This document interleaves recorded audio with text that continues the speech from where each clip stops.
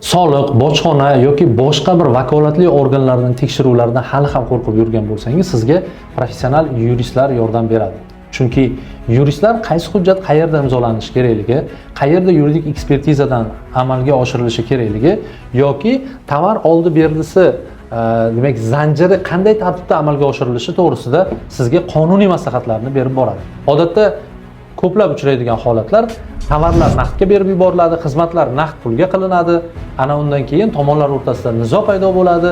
Pulini ola olmagan, xizmat ko'rsatgan oxirigacha bajarmagan va hokazo. Lekin agar yurist bo'ladigan bo'lsa, albatta korxonangizda qonuniy bu holatlar yo'lga qo'yilishini ta'minlab beradi.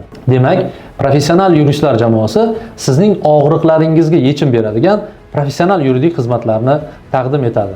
Agar sizni shunaqa savollar qiynayotgan bo'lsa, bizga murojaat qilishingiz mumkin. Videoni barcha tadbirkor tanishlaringizga yuborib qo'yishingiz mumkin.